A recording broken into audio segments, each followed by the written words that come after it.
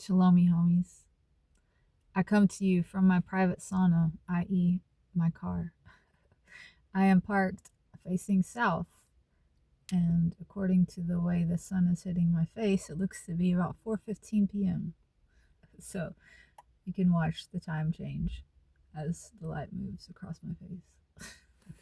Try not to get distracted by that. Okay, I'm here to read part 2 of 4 of Seeds, Thomas Merton. Thomas Merton, for those who do not know, is often considered the most prominent Christian contemplative of the 20th century, but he was also a political activist, social visionary, and literary figure whose writings combine the candor of Thoreau and the moral vision of Gandhi. Here is a remarkably accessible introduction to his work, a collection of short, vivid excerpts arranged in 4 parts so as to parallel the journey of a seeking soul in the modern world. So part 1, which is already posted, is on real and false selves. This is part 2, the world we live in. Part 3, antidotes to illusion, and part 4, love and action, will come later.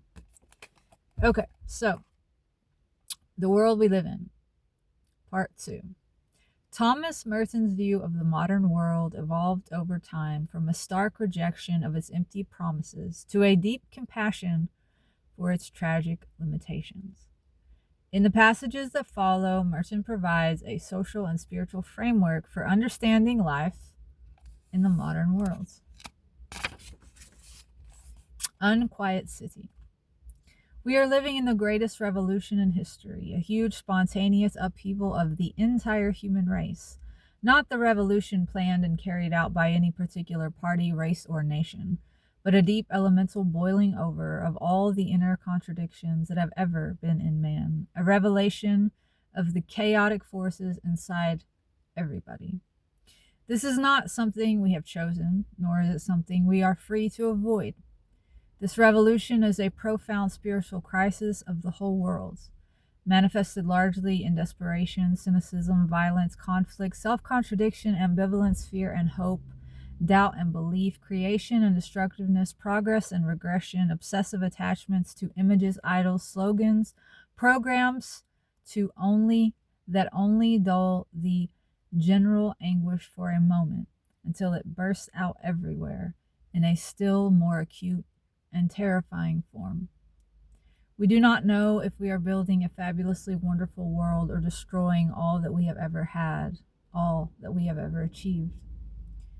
All the inner force of man is boiling and bursting out, the good together with the evil, the good poisoned by evil and fighting it, the evil pretending to be good and revealing itself in the most dreadful crimes, justified and rationalized by the purest and most innocent intentions. I think the question of turning to the world is in fact a question of being patient with the unpresupposing surface of it in order to break through to the deep goodness that is underneath. But to my way of thinking, the world is precisely the dehumanized surface. What is under the surface and often stifled and destroyed is more than the world. It is the spirit and likeness of God in men. Much of the ambiguity in talk about the world, especially mine, is that everyone tends to be quite selective about the elements he admits into his concept of the world. My particular concept focuses on the sham, the unreality, the alienation, the forced systematization of life, and not on the human reality that is alienated and suppressed. This has to be made clear. The real trouble with the world, in the bad sense which the gospel condemns, is that it is a complete and systematic sham, and he who follows it ends not by living, but by pretending he is alive, and justifying his pretense by an appeal to the general conspiracy of all the others to do the same. It is this pretense that must be vomited out in the desert. But when the monastery is only a way station to the desert, when it remains permanently that and nothing else, then one is neither in the world nor out of it. He lives marginally, with one foot in the general sham. We live in the time of no room, which is the time of the end. The time when everyone is obsessed with the lack of time, lack of space, lack of saving time. Lack of let me start over there. We live in the time of no room, which is the time of the end, the time when everyone is obsessed with lack of time, lack of space, with saving time, conquering space, projecting into time and space the anguish produced within them by the technological furies of size, volume, quantity, speed, number, price, power, and acceleration. The primordial blessing, increase and multiply, has suddenly become a hemorrhage of terror. We are numbered in billions and massed together, marshaled, numbered, marched here and there, taxed, drilled, armed, worked to the point of insensibility, dazed by information, drugged by entertainment, surfeited with everything, nauseated with the human race and with ourselves, nauseated with life. As the end approaches, there is no room for nature. The cities crowded off the face of the earth. The city itself is on its own myth. Instead of waking up and silently existing, the city people prefer a stubborn and fabricated dream. They do not care to be a part of the night or to be merely of the world. They have constructed a world outside the world, against the world, a world of mechanical fictions which condemn nature and seek only to use it up, thus preventing it from renewing itself and man. All has become one. All has become indifferent. All has been leveled to equal meaninglessness. It is not that all is one, but all is zero. Everything adds up to zero. Indeed, even the state, in the end, is zero. Freedom is then to live and die for zero. Is that what I want? To be beaten, imprisoned, or shot for zero? But to be shot for zero is not a matter of choice. It is not something one is required either to want or not to want. It is not even something one is able to foresee. Zero swallows hundreds of thousands of victims every year, and the police take care of the details. Suddenly, mysteriously, without reason, your time comes, and while you are still desperately trying to make up your own mind what you imagine you might possibly be dying for, you are swallowed up by zero. Perhaps subjectively, you have tried to convince yourself and have not wasted time convincing others. Nobody else is interested. What I have said so far concerns execution for a political crime. But death in war is, in the same way, a kind of execution for nothing, a meaningless extinction, a swallowing up by zero. We live in a society whose whole policy is to excite every nerve in the human body and keep it at the high pitch of artificial tension, to strain every human desire to the limit, and to create as many new desires and synthetic passions as possible in order to cater to them with the products of our factories and printing presses and movie studios. We live in a society that tries to keep us dazzled with euphoria in a bright cloud of lively and joy-loving slogans. Yet nothing is more empty and more dead, nothing is more insultingly insincere and destructive than the vapid grins on the billboards and the moron beatitudes in the magazines which assure us that we are all in bliss right now. I know, of course, that we are fools, but I do not think any of us are fools enough to believe that we are now in heaven, even though the Russians are breaking their necks in order to become as rich as we are. I think the constant realization that we are exhausting our vital spiritual energy in a waste of shame, the inescapable disgust at the idolatrous vulgarity of our commercial milieu, or the various other apocalyptic whoredoms that abound elsewhere on the face of the earth, is one of the main sources of our universal desperation. If we are fools enough to remain at the mercy of the people who want to sell us happiness, It will be impossible for us ever to be content with anything. How would they profit if we became content? We would no longer need their new product. The last thing the salesman wants is for the buyer to become content. You are of no use in our affluent society unless you are always just about to grasp what you never have. The Greeks were not as smart as we are. In their primitive way, they put Tantalus in hell. Madison Avenue, on the contrary, would convince us that Tantalus is in heaven. Where men live huddled together without true communication, there seems to be greater sharing and a more genuine communion. But this is not communion, only immersion in the general meaninglessness of countless slogans and cliches repeated over and over again, so that in the end one listens without hearing and responds without thinking. The constant din of empty words and machine noises, the endless booming of loudspeakers, end by making true communication and true communion almost impossible. Each individual in the mass is insulated by thick layers of insensibility. He doesn't care, he doesn't hear, he doesn't think, he does not act, he is pushed. He does not talk. He produces conventional sounds when stimulated by the appropriate noises. He does not think. He secretes cliches.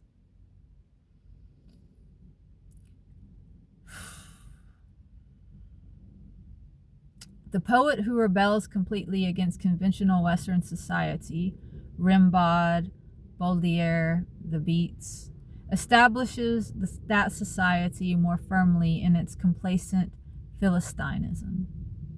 He also strengthens its conviction that all artists are by necessity opium fiends, and feeds its sense of magnanimity in tolerating such people. What I mean to say by this is that the enemies of the artist's freedom are those who most profit by his seeming to be free, whether or not he is so.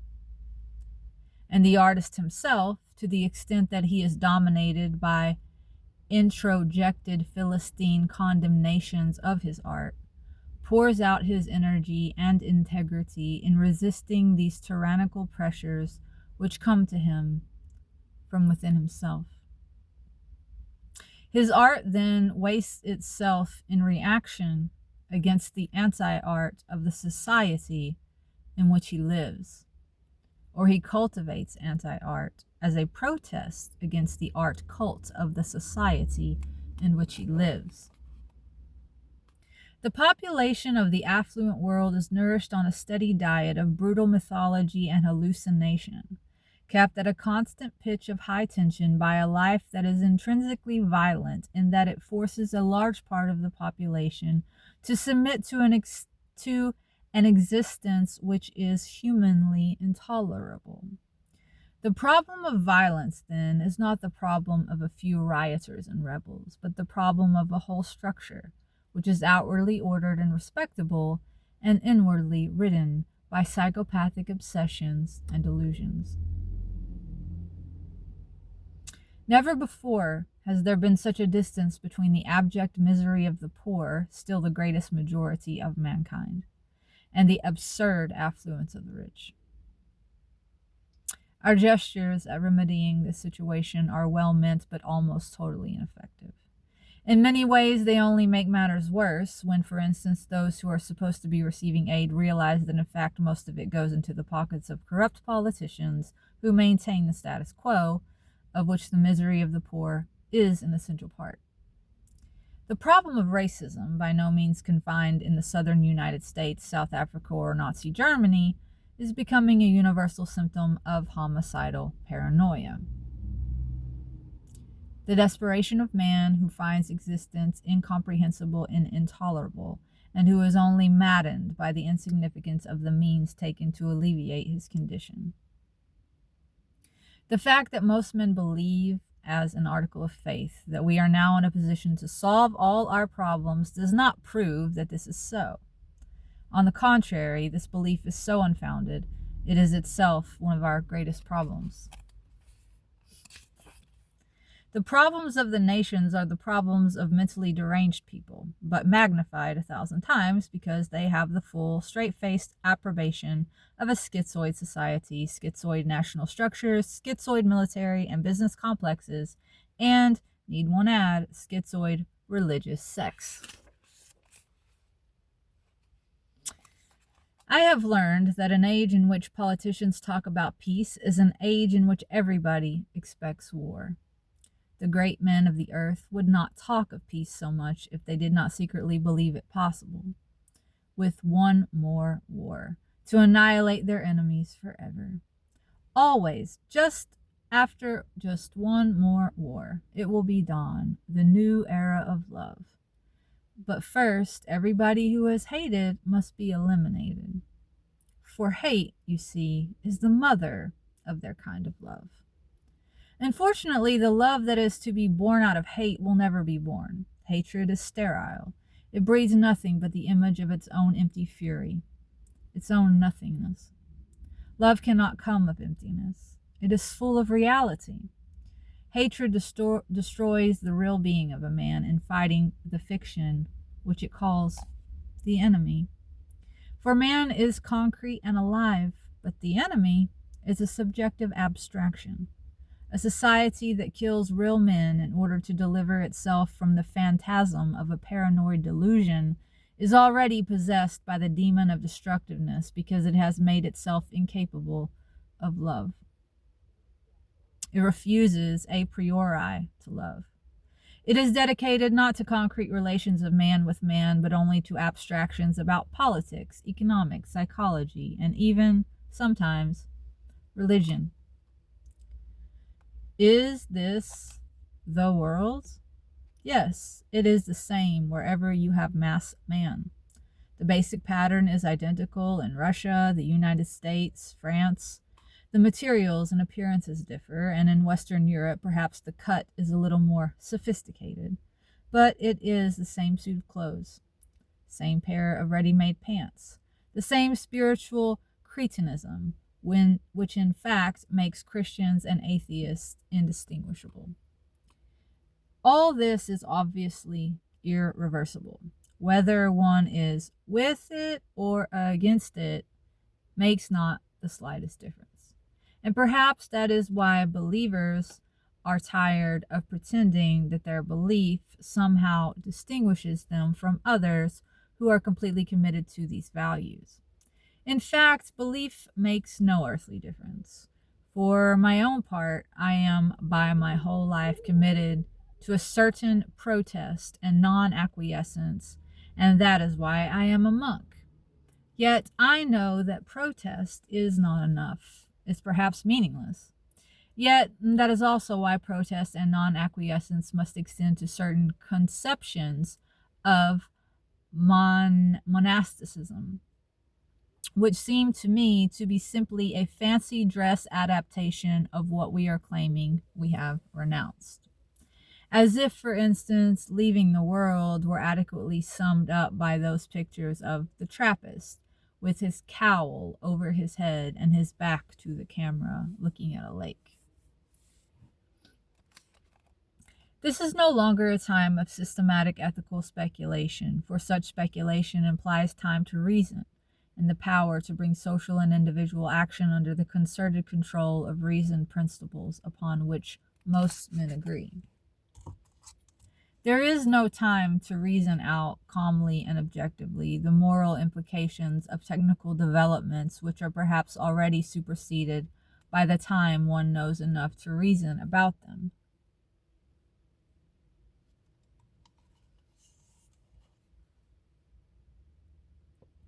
Action is not governed by moral reason, but by political expediency and the demands of technology, translated into the simple abstract formulas of propaganda.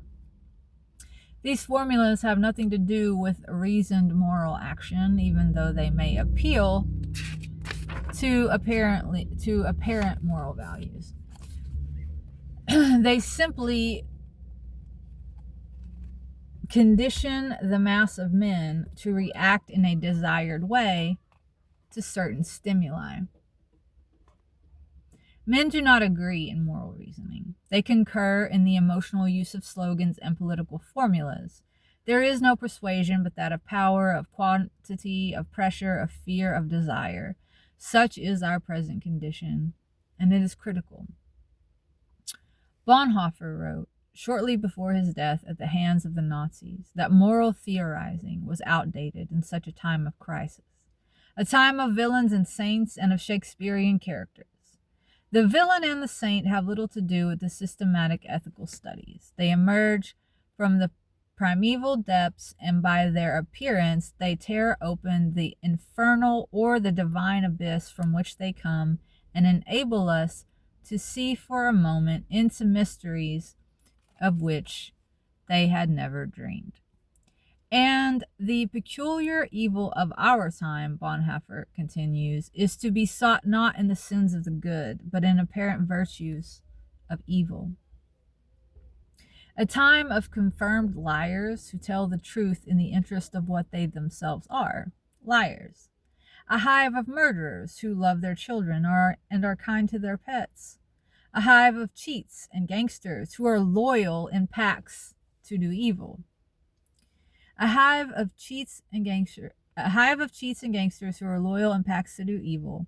Ours is a time of evil, which is so evil that it can do good without prejudice to its own inequity. It is no longer threatened by goodness. Such is Bonhoeffer's judgment of a world in which evil appears in the form of probity and righteousness. In such a time, the moral theorist proves himself a perfect fool by taking the light at its face value and ignoring the abyss of evil underneath it. For him, as long as evil takes a form that is theoretically permitted, it is good. He responds mentally to the abstract moral equation. His heart does not detect the ominous existential stink of moral death. In our society, a society of business rooted in Puritanism, based on a pseudo-ethic of industriousness and thrift, to be rewarded by comfort, pleasure, and a good bank account, the myth of work is thought to justify an existence that is essentially meaningless and futile. There is then a great deal of busyness as people invent things to do, when in fact there is very little to be done. Yet we are overwhelmed with jobs, duties, tasks, assignments, missions of every kind. At every moment we are sent forth, north, south, east, west, by the angels of business and art, poetry, politics, science, war, to the four corners of the universe, to decide something to sign, something to buy, to sell. We fly in all directions to sell ourselves, thus justifying the absolute nothingness of our lives. The more we seem to accomplish, the harder it becomes to really dissimulate our trifling. And the only thing that saves us is the common conspiracy not to advert to what is really going on.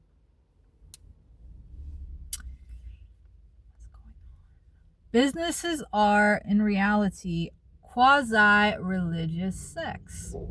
When you go to work in one, you embrace a new faith.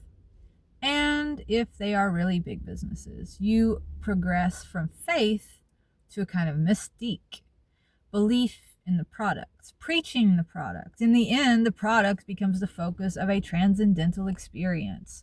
Through the products, one communes with the vast forces of life, nature, and history that are expressed in business. Why not face it? Advertising treats all products with the reverence and the seriousness due to sacraments. Harrington says, Life in the Crystal Palace. The new evangelism, whether expressed in soft or hard selling, is a quasi-religious approach to business, wrapped in a hoax, a hoax voluntarily entered into by producers and consumers together. Its credo is that of belief to order. It is the truth to order as delivered by advertising and public relations men, believed in by them and voluntarily believed by the public. Once again, it is the question of a game. Life is aimless, but one invents 1,000 aimless aims, and then mobilizes a whole economy around them, finally declaring them to be transcendental, mystical, absolute. Compare our monastery and the General Electric plant in Louisville. Which one is the more serious and more religious institution? One might be tempted to say the monastery, out of sheer habit, but in fact the religious seriousness of the monastery is like sandlot baseball compared with the big league seriousness of General Electric. It may in fact occur to many, including the monks, to doubt the monastery and what it represents. What about General Electric?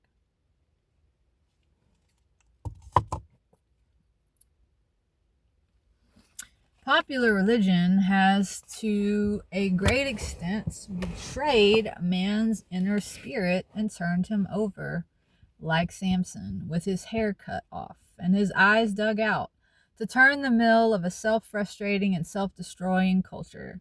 The cliches of popular religion have in many cases become every bit as hollow and as false as those of soap salesmen, and far more dangerously deceptive, because one cannot so easily verify the claims made about the products. The sin of religiosity is that it has turned God, peace, happiness, salvation, and all that man desires into products to be marketed in an especially attractive package deal. In this, I think, the fault lies not with the sincerity of preachers and religious writers, but with the worn-out presuppositions with which they fare content to operate.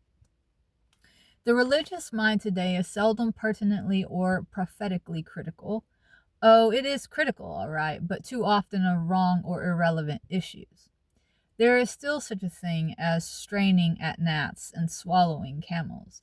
But I wonder if we have not settled down too comfortably to accept passively the prevarications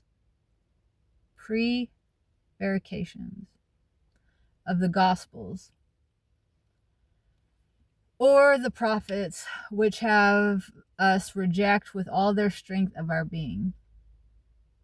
Let me read that again. But I wonder if we have not settled down too comfortably to accept passively the prevarications that the Gospels or the prophets would have us reject with all the strength of our being. I am afraid the common combination of organizational jollity, moral legalism, and nuclear crusading will not pass muster as a serious religion. It certainly has little to do with spiritual life.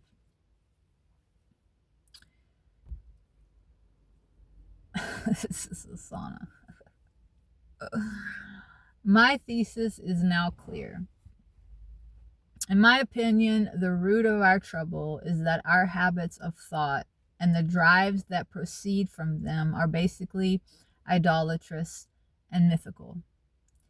We are all the more inclined to idolatry because we imagine that we are, of all generations, the most enlightened, the most objective, the most scientific, the most progressive, and the most humane.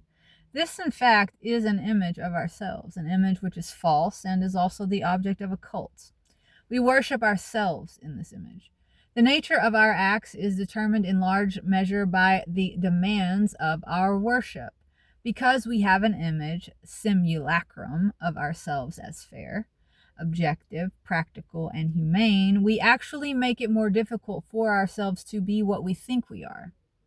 Since our objectivity, for instance, is in fact an image of ourselves as objective, we soon take our objectivity for granted, and instead of checking the facts, we simply manipulate the facts to fit our pious conviction.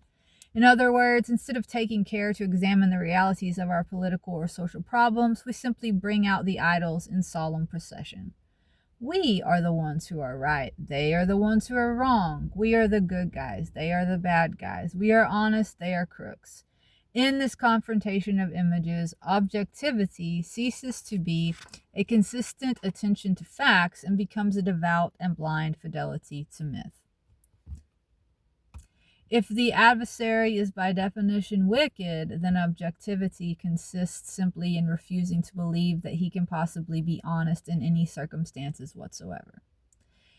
If facts seem to conflict with images, then we feel that we are being tempted by the devil, and we determine that we will be all the more blindly loyal to our images.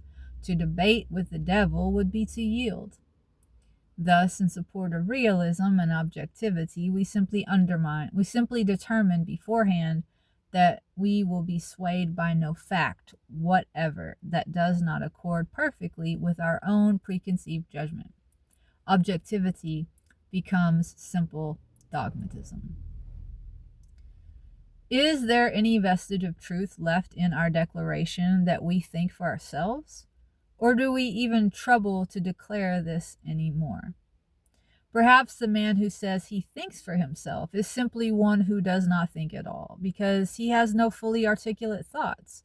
He thinks he has his own incommunicable ideas, or thinks that if he once set his mind to it, he could have his own thoughts, but he just has not got around to doing this. I wonder if democracies are made up of entirely of people who think for themselves in the sense of going around with blank minds, which they imagine they could fill with their own thoughts if need be.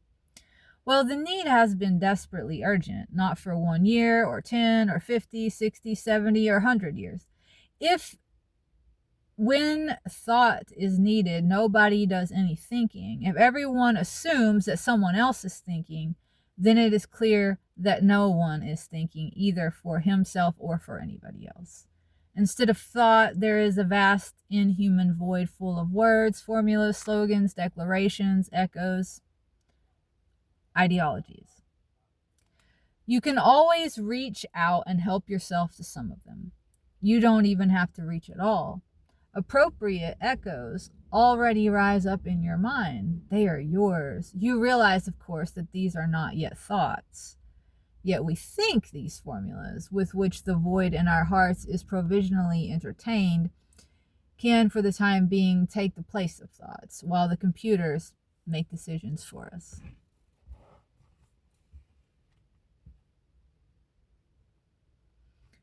A few years ago, a man who was compiling a book entitled Success wrote and asked me to contribute a statement on how I got to be a success. I replied indignantly that I was not able to consider myself a success in any terms that had a meaning to me. I swore I had spent my life strenuously avoiding success. If it so happened that I had once written a bestseller, this was a pure accident due to inattention and naivete, and I would take very good care never to do the same again. If I had a message to my contemporaries, I said, it would surely be this: be anything you like, be madmen, drunks, bastards of every shape and form, but at all costs avoid one thing: success. I heard no more from him, and I am not aware that my reply was published with their other testimonials. The greatest need of our time is to clean out the enormous mass of mental and emotional rubbish that clutters our minds and makes all political and social life a mass illness. Without this house cleaning, we cannot begin to see. Unless we see, we cannot think. The purification must begin with the mass media. How? In proportion as he becomes authentically aware of his own plight, man confronts the absurd and finds it not in himself or in the objective world, but in their presence together. Whereas he seeks to understand himself and his world by reason, he finds that the only bond between himself and the world is the absurd. He is caught by a desire for clarity that is frustrated by the irrational abuse for reason itself. If he consents to his situation, resigns himself to it, and convinces himself by his reasoning that things are just as they should be, he abdicates his dignity as a human person in order to enjoy the tranquility of a delusive order. This delusion must be refused. The absurd must be faced. Anguish must not be evaded, for it is the perpetual climate of the lucid man. Language must then be used not merely to rationalize and justify what is basically absurd, but to awaken in man the lucid anguish in which alone he is truly conscious of his condition and therefore able to revolt against the absurd. Then he will affirm over against its unreasonable silence the human love and solidarity and devotion to life which give meaning to his own existence. The doctrines that explain everything to me also debilitate me at the same time. They relieve me of the weight of my own life, and yet I must carry it alone.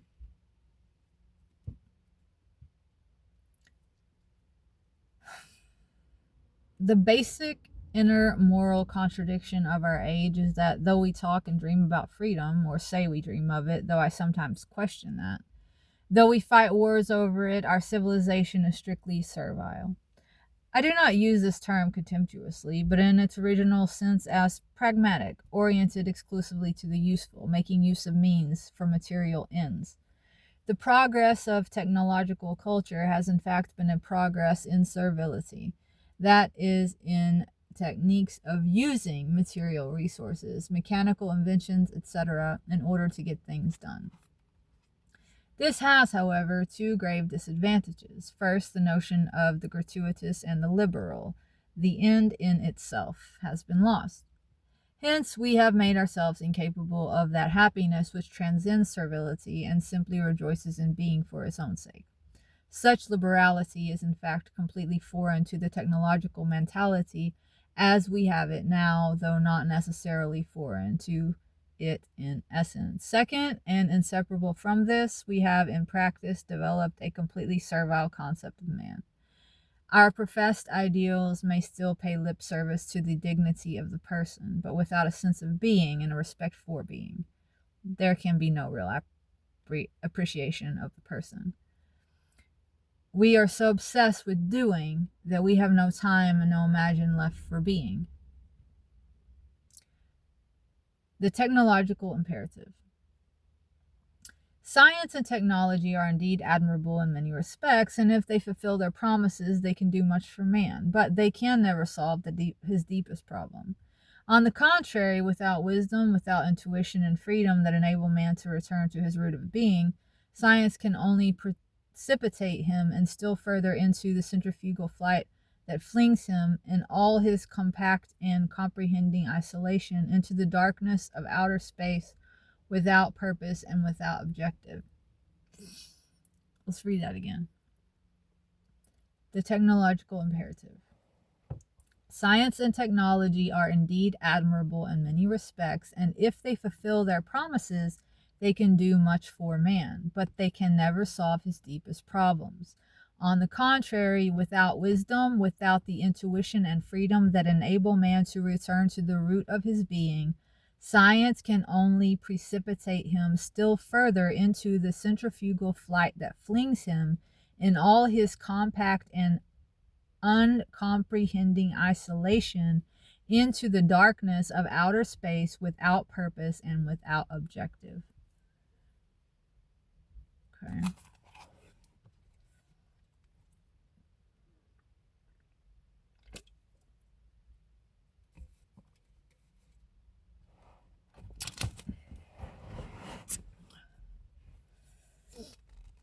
Technology can elevate and improve man's life only on one condition: that it remains subservient to his real interests, that it respects his true being, that it remembers that the origin and goal of all being is in God.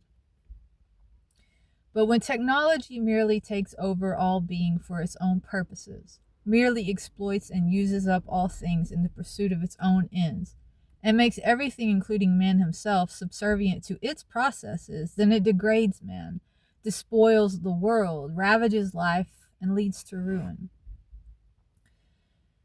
It does us no good to make fantastic progress if we do not know how to live with it, if we cannot make good use of it, and if, in fact, our technology becomes nothing more than an expensive and complicated way of cultural disintegration.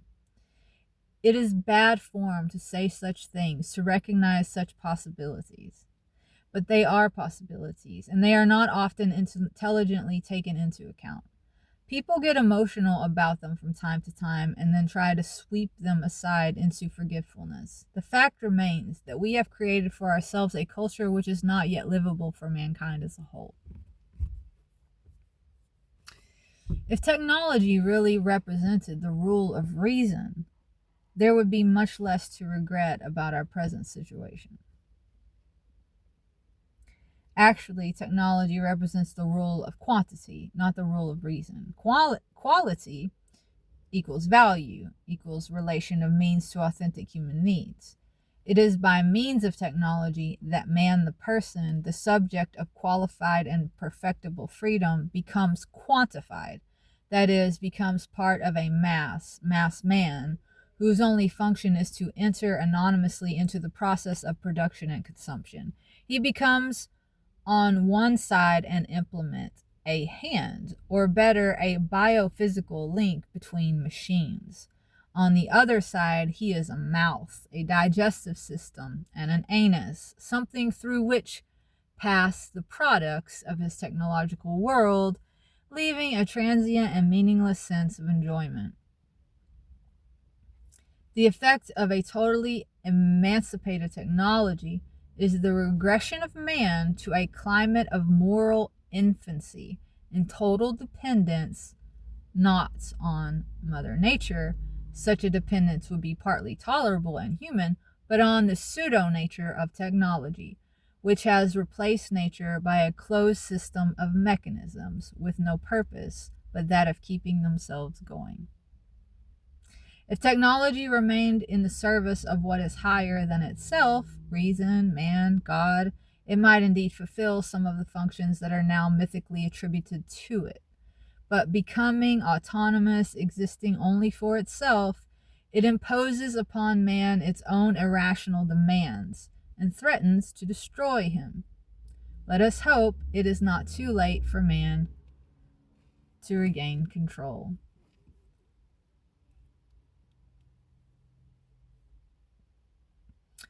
The real root sin of modern man is that in ignoring and condemning being, and especially his own being, he has made his existence a disease and an affliction.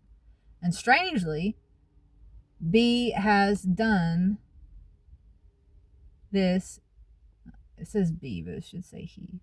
And strangely, he has done this with all kinds of vitalistic excuses, proclaiming at every turn that he stands on frontiers of new abundance and permanent bliss. This ambiguity and arbitrariness appears most clearly in technology. There's nothing wrong with technology in itself. It could indeed serve to deepen and perfect the quality of man's existence, and in some ways it has done this.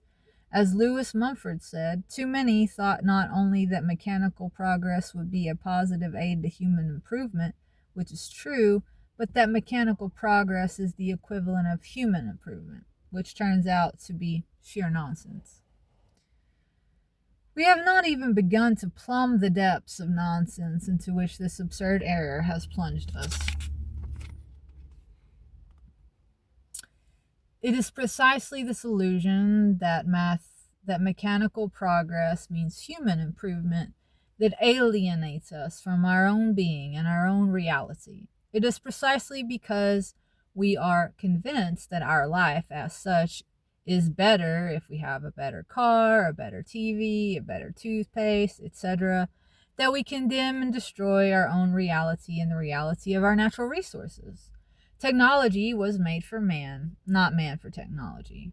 In losing touch with being and thus with God, we have fallen into a senseless idolatry of production and consumption for their own sake. We have renounced the act of being and plunged ourselves into process for its own sake. We no longer know how to live, and because we cannot accept life in its reality, life ceases to be a joy and becomes an affliction. And we even go so far as to blame God for it.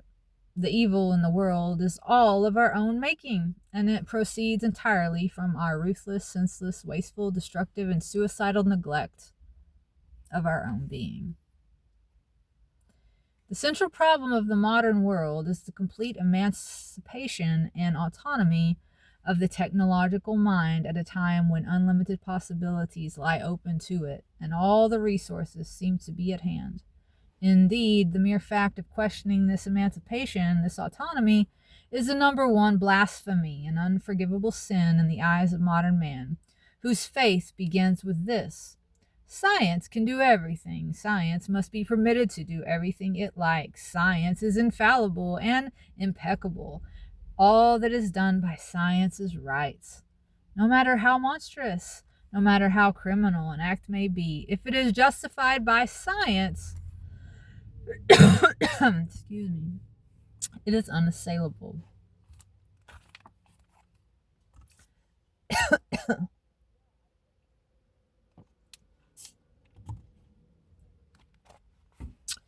The consequence of this is that technology and science are now responsible to no power and submit to no control other than their own. Needless to say, the demands of ethics no longer have any meaning if they come in conflict with these autonomous powers. Technology has its own ethic of expediency and efficiency. What can be done efficiently must be done in the most efficient way, even if what is done happens, for example, to be genocide or the devastation of a country by total war. Even the long-term economic interests of society or the basic needs of man himself are not considered when they get in the way of technology.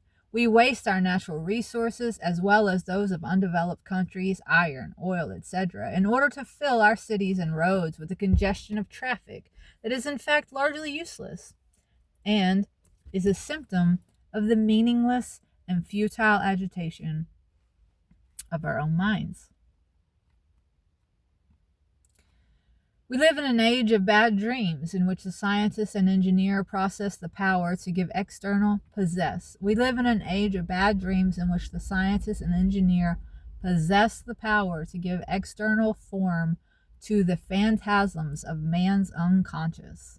The bright weapons that sing in the atmosphere, ready to pulverize the cities of the world, are the dreams of giants without a center. Their mathematical evolutions are heretic rites devised by shamans without belief. One is permitted to wish their dreams had been less sorted. But perhaps they are also the emanations of our own subliminal self.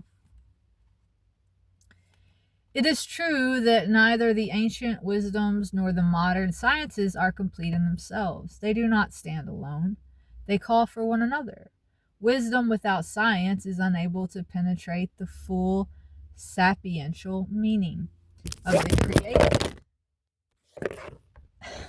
Hi. Oh, wipe out.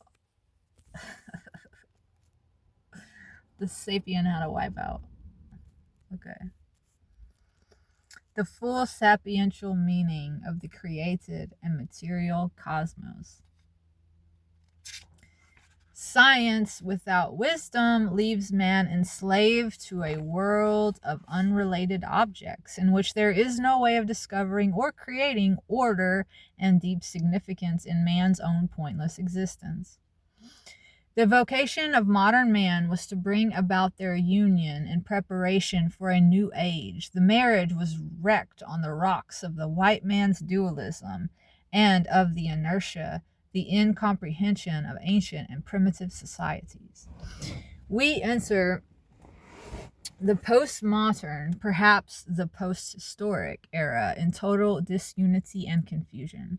But while the white man has always naturally blamed the traditional ancient cultures and the primitive savage whom he never understood, it is certainly clear that if the union of science and wisdom has so far not been successful, it is not because the East would not listen to the West. The East has been all too willing to listen. The West has not been able to listen to the East, to Africa, and to now practically the extinct voice of primitive America. As a result of this, the ancient wisdoms have themselves fallen into disrepute, and Asia no longer dares listen to herself. I believe the reason for the inner confusion of Western man is that our technological society has no longer any place in it for wisdom, that seeks truth for its own sake, that seeks the fullness of being, that seeks to rest in an intuition of the very ground of all being. Without wisdom, the apparent opposition of action and contemplation, work and rest, of involvement and detachment, can never be resolved. Ancient and traditional societies, whether of Asia or of the West, always specifically recognized the way of the wise, the way of spiritual discipline in which there was at once wisdom and method, and by which, whether in art, in philosophy, in religion, or in the monastic life, some men would attain to the inner meaning of being. They would experience this meaning for all of their brothers.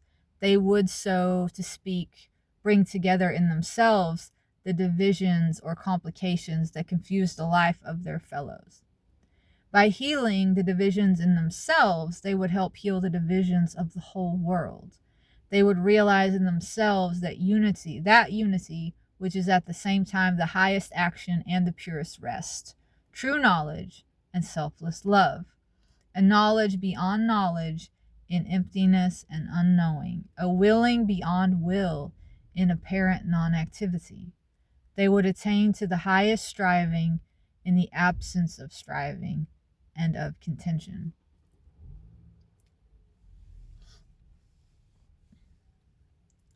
Events and pseudo-events. 9/10 of the news, as printed in the papers, is pseudo-news, manufactured events. Some days 10/10. The ritual morning trance in which one scans columns of newsprint creates a peculiar form of generalized pseudo-attention to a pseudo-reality. This experience is taken seriously. It is one's daily immersion in reality, one's orientation to the rest of the world, one's way of reassuring himself that he has not fallen behind, that he is still here, that he still counts. My own experience has been the renunciation of this self-hypnosis, of this participation in the unquiet universal trance, is no sacrifice of reality at all. To fall behind in this sense is to get out of the big cloud of dust that everybody is kicking up, to breathe and to see a little more clearly. The things that we do, the things that make our news, the things that are contemporary, are abominations of superstition, of idolatry, proceeding from minds that are full of myths, distortions, half-truths, prejudices, evasions, illusions, in a word, simulacra. Ideas and concepts that look good but aren't. Ideals that claim to be humane and prove themselves in their effects to be callous, cruel, cynical, sometimes even criminal. There are various ways of being happy, and every man has the capacity to make his life what it needs to be for him to have a reasonable amount of peace in it. Why then do we persecute ourselves with illusory demands, never content until we feel we have conformed to some standard of happiness? It is not good for us only, but for everyone? Why can we not be content with the secret gift of the happiness that God offers us, without consulting the rest of the world? Why do we insist rather on a happiness that is approved by the magazines and the TV? Perhaps because we do not believe in a happiness that is given to us for nothing. We do not think we can be happy with a happiness that has no price tag on it. Clearly, the powers and elements which in Paul's day dominated men's minds through pagan religion or through religious legalism today dominate us in the confusion and the ambiguity of the babel of tongues that we call mass society. Certainly, I do not condemn everything in the mass media, but how does one stop to separate the truth from the half-truth, the event from the pseudo-event, reality from manufactured image? It is in this confusion of images and myths, superstitions and ideologies that the powers of the air govern our thinking, even our thinking about religion, where there is no critical perspective, no detached observation, no time to ask the pertinent questions. How can one avoid being deluded and confused? Someone has to try to keep his head clear of static and preserve the interior solitude and silence that are essential for independent thought. A monk loses his reason for existing if he simply submits to all the routines that govern the thinking of everybody else. He loses his reason for existing if he simply substitutes other routines of his own. He is obliged by his vocation to have his own mind, if not to speak it. He has got to be a free man. What did the radio say this evening? I don't know.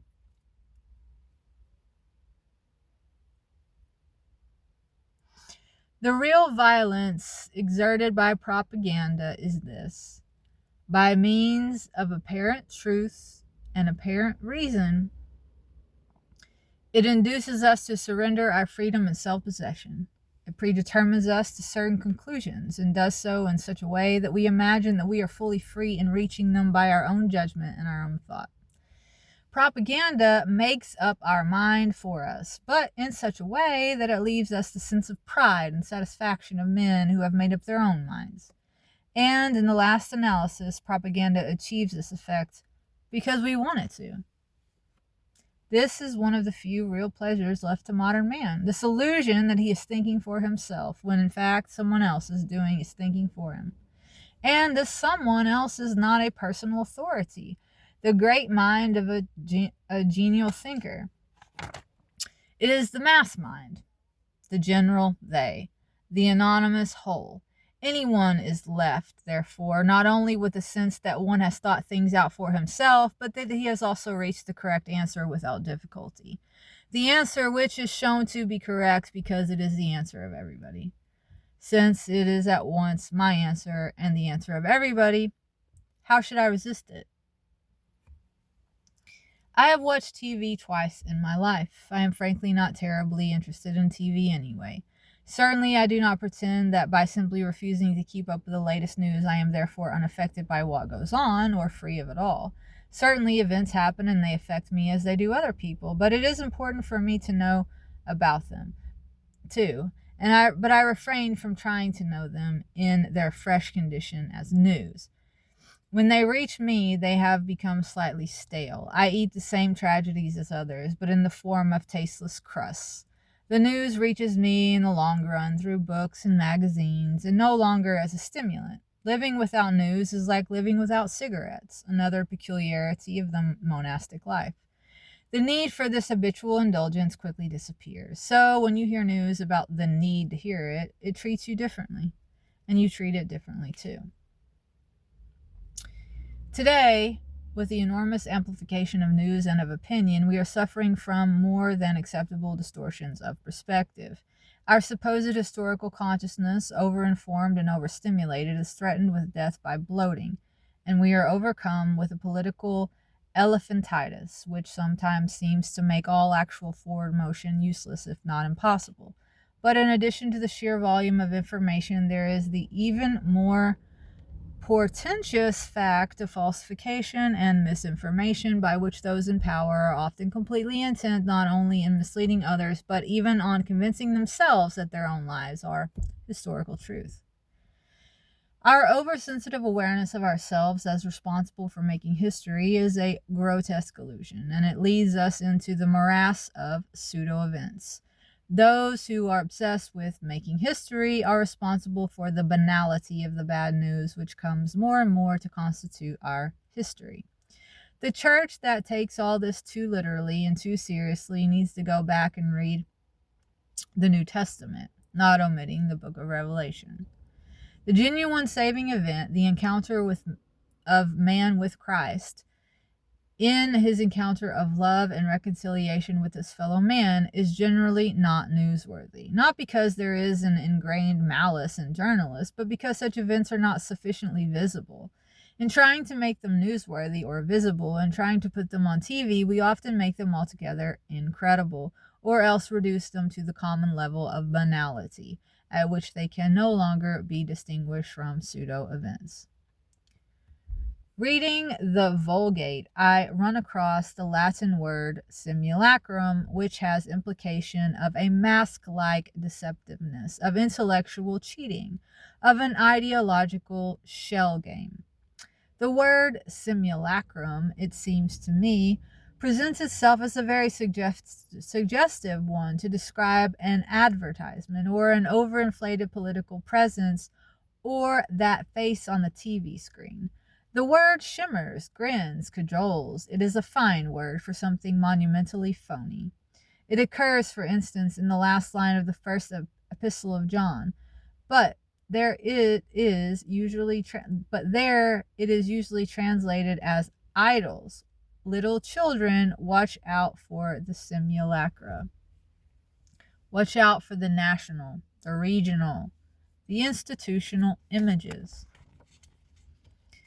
Does it not occur to us that if in fact we live in a society which is par excellence that of the simulacrum, we are the champion idolaters of all history?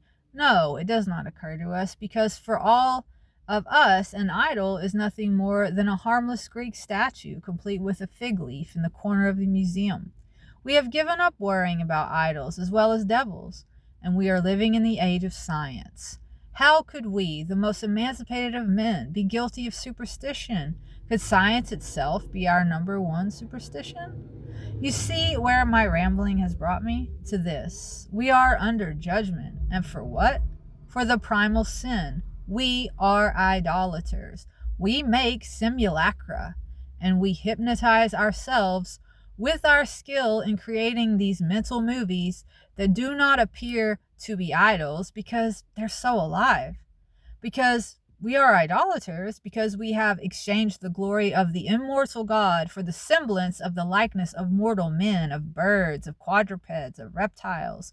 We fulfill all the other requirements of those who are under God's wrath, as cataloged by Paul in Romans 1:24 through 32.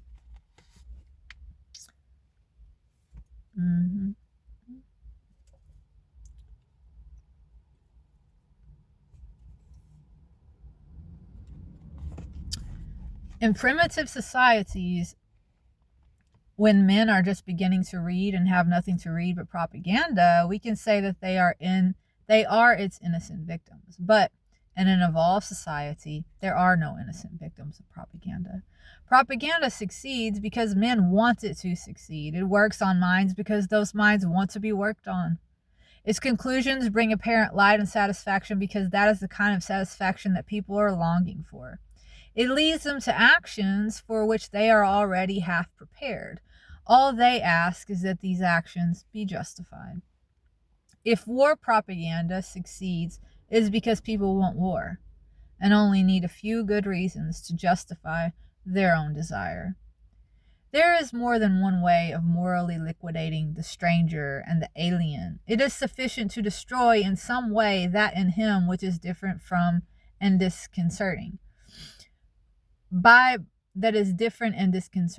pressure, persuasion, or force, one can impose on him one's own ideas and attitudes towards life. One can indoctrinate him, brainwash him. He is no longer different. He has been reduced to conformity with one's own outlook.